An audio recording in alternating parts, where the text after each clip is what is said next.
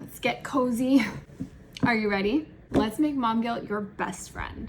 Everyone's probably thinking, what the hell is wrong with this chick? There's no way mom guilt is gonna be anywhere near my best friend. But I swear to you, by the end of this, you're not gonna know what hit you. Pull up a chair, get your pen and paper out, get your computer out, take some notes if you need to, but it's not required. My name is Kailani, I'm a mom of two, I'm a content creator, and I am just a person on a mission to feel my best in the thick of motherhood, and I wanna help you do the same. Because quite honestly, life is way too short to just be surviving. I hate that. You know, when somebody asks you how you're doing and you say, I'm surviving, I don't want to be surviving. I want to thrive.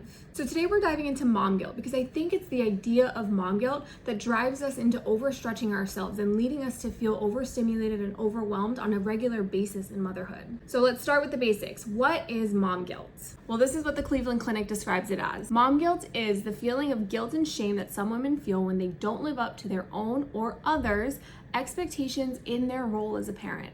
Sound familiar?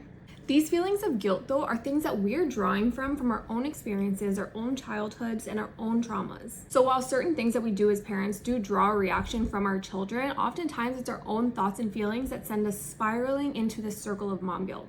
So to understand mom guilt, we need to understand where it comes from, the roots, so to speak. When I started on this whole journey, I wanted to know, where does the mom guilt stem from? Because I'm a very analytical person. I need to know the roots, the explanation, the details of things. So there's essentially three main pillars of mom guilt: perfectionism, comparison, and societal expectations. Let's start with the first, which is perfectionism. Now, perfectionism is shooting for flawlessness. But let me ask you this.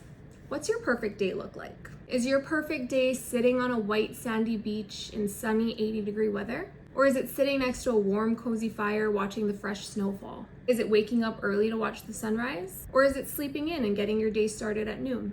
See, the point I'm trying to make is that perfectionism, can be argued doesn't exist, or rather it's relative to an individual, because everybody's version of perfection looks different. Everybody's perfect day looks different. So when it comes to motherhood, whose version of perfect are you trying to live up to? Moving on to number two, comparison. Comparison speaks to seeing another individual do or have something, and in turn you feel like you need to do and have the same things. So let's talk about social media for a second, because I think a huge factor in comparison, especially comparison in motherhood, is driven from what we're seeing on social media. We see moms with the clean, aesthetic, organized homes, with the crafts set up for their kids, with the Montessori style playroom, with dinner cooked and the laundry done. Well, then what do we do next? We look at the home that we're sitting in while we're watching this video and realize that it's disorganized, there's toys everywhere, we don't have a playroom to put anything in, there's a broken kitchen cabinet, and there's an iPad sitting next to you on the couch that was left there after your kids finished their screen time. And all of a sudden, the inadequacy kicks in. What we're forgetting when we're seeing that is that we're not getting the whole picture. We're not getting the whole story. Because even the content creators that share so much of their life are sharing a curated version of what they want you to see. Which brings me into the third pillar, which is societal expectations. This is an idealistic expectation of motherhood. And where do we see this now? Social media. It leads us to try to fit our lives into these rigid guidelines of what we think motherhood and parenting and how our family should be. But have you ever stopped and asked yourself, do these expectations match with what you want your life to be like, what you want to raise your kids in, and how you want your family to be? So let's tie it all together to make it make sense. We see other moms that we admire, oftentimes on social media, and we think, well, there it is. That's what I need to be like in order to be a good mom and in order to be happy.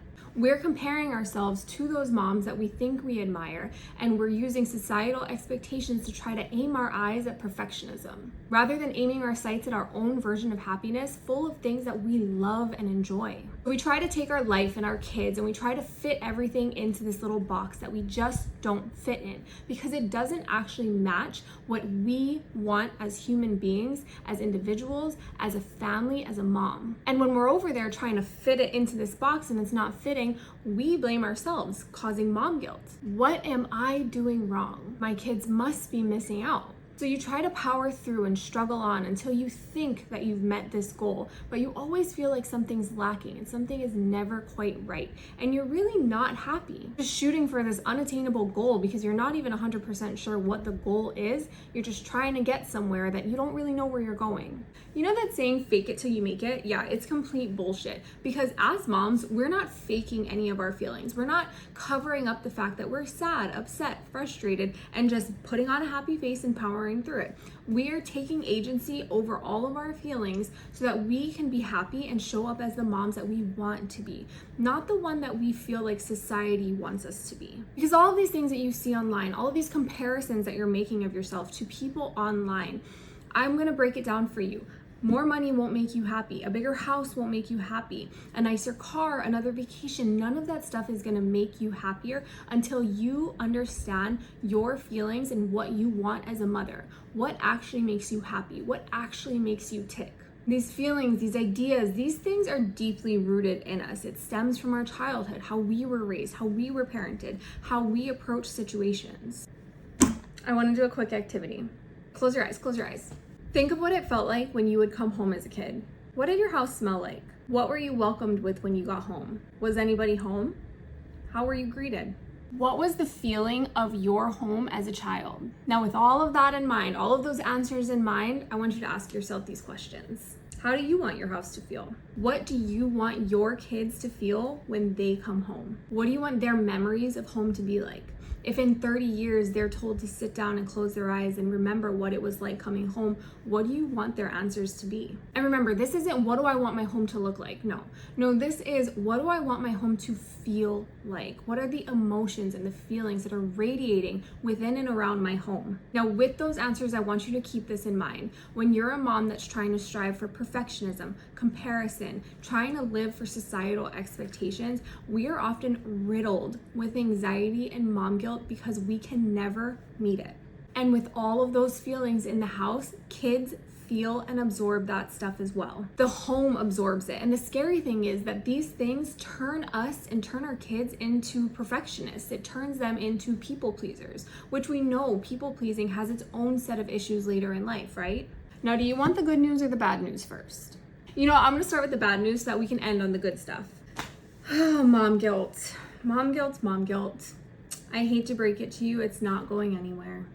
You cannot avoid it. But Kailani, you just went on and on about how terrible mom guilt is. Yeah, I know I did, but here's where I'm gonna hit you with the good news. We're gonna utilize our mom guilt and change our mindset with it. So we're not gonna surround ourselves with shame when we have feelings of guilt surrounding our kids. Nope, we're gonna pivot and we're gonna turn our mom guilt into something productive.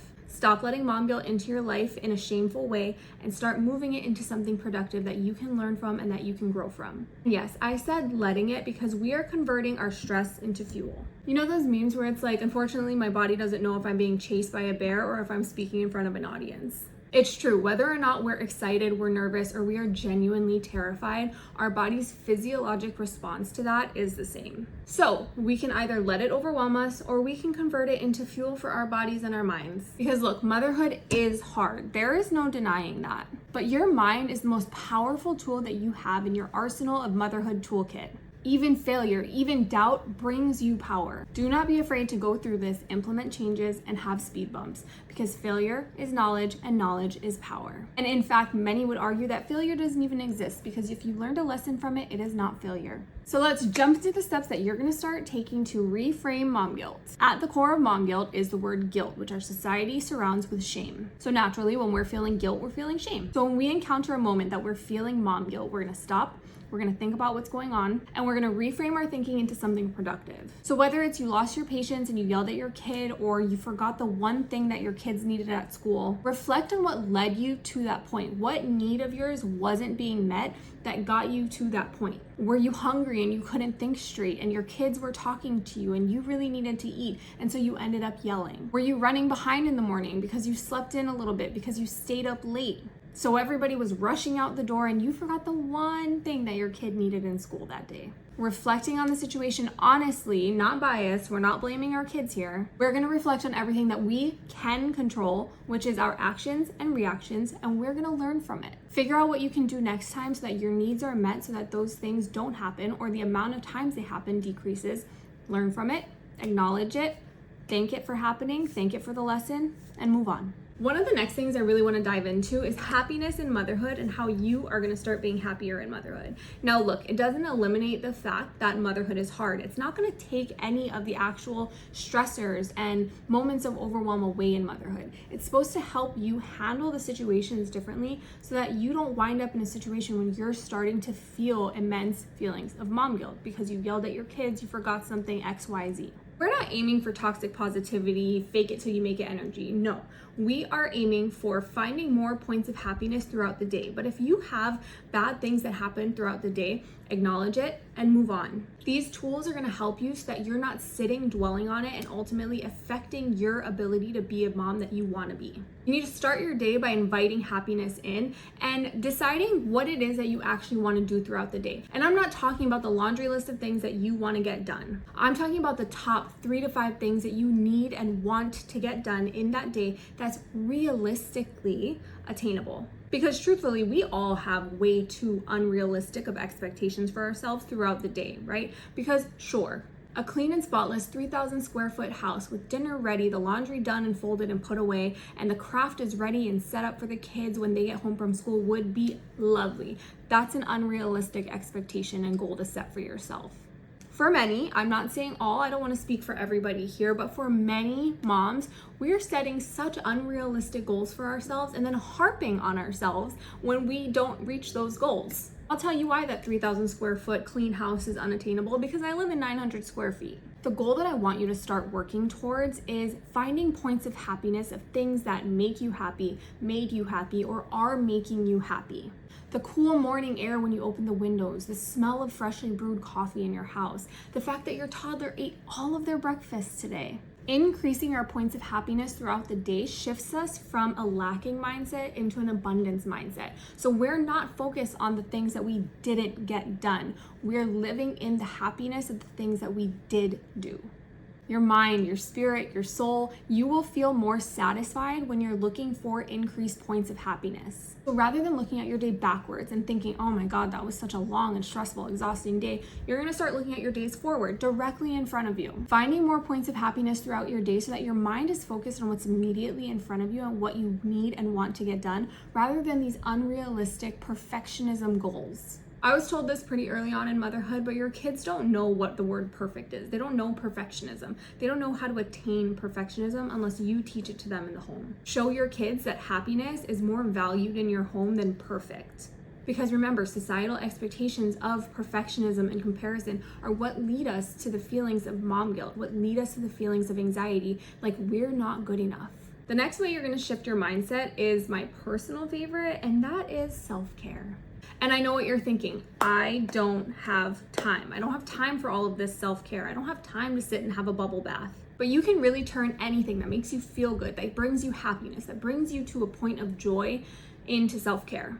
Because the common misconception about self-care that I think was driven by social media and all of these societal expectations is that self-care needs to be this grand thing, right? It needs to be the weekend spa. It needs to be the weekend girls trip.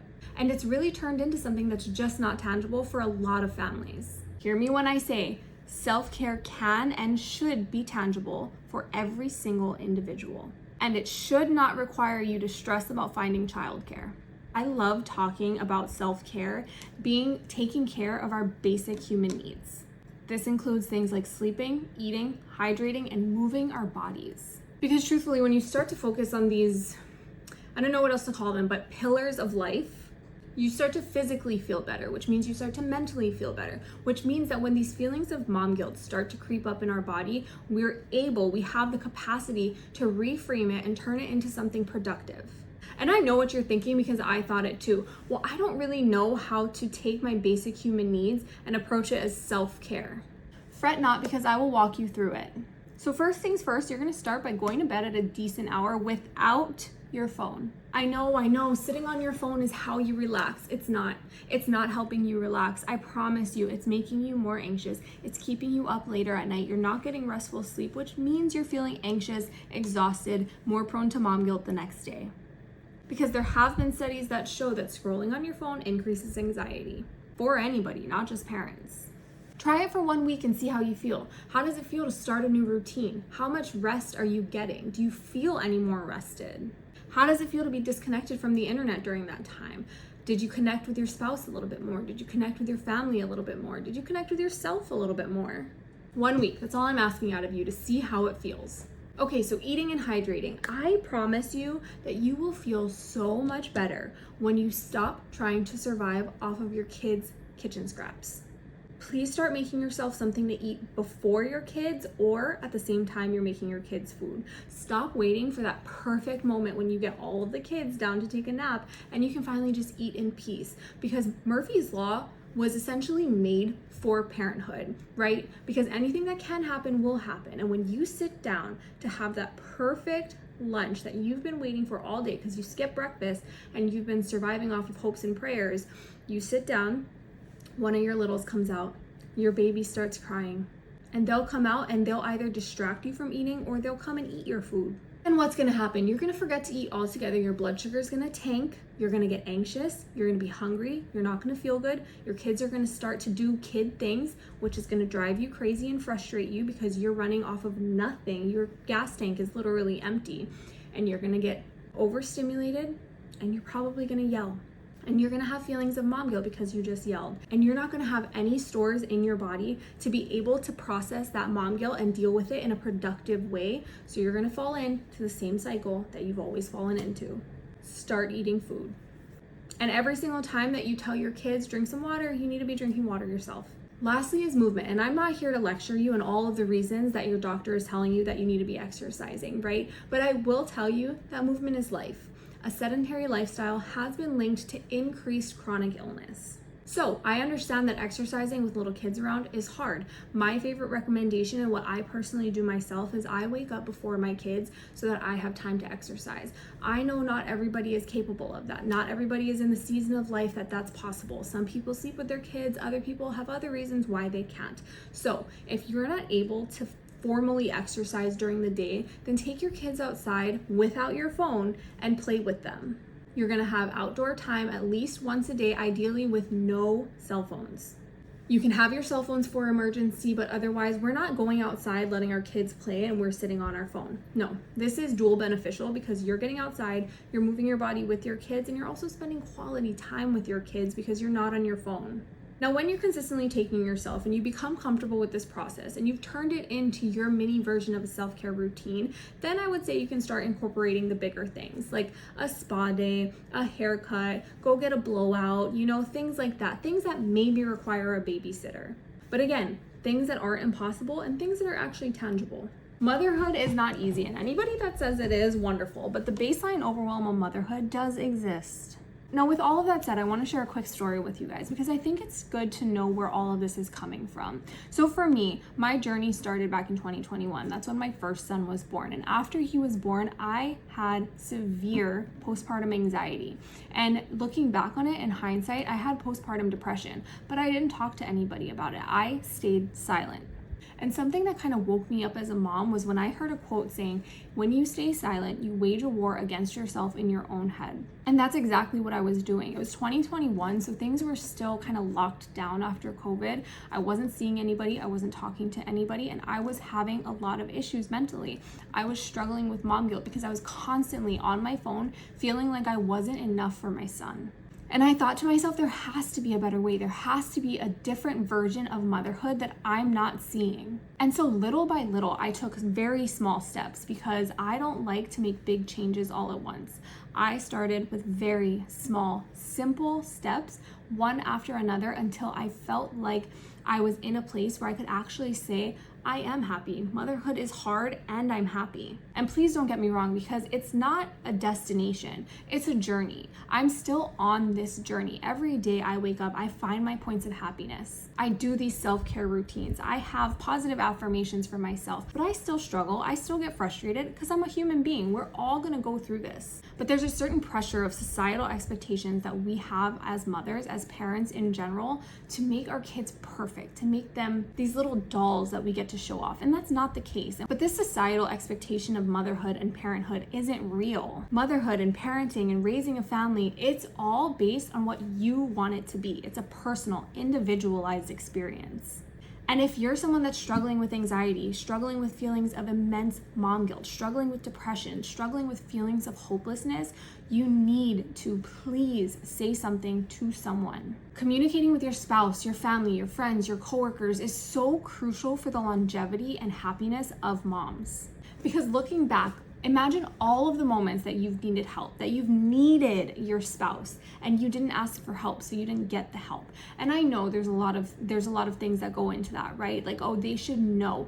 But what if we start asking for help? What if we start saying out loud, I'm struggling, I need help?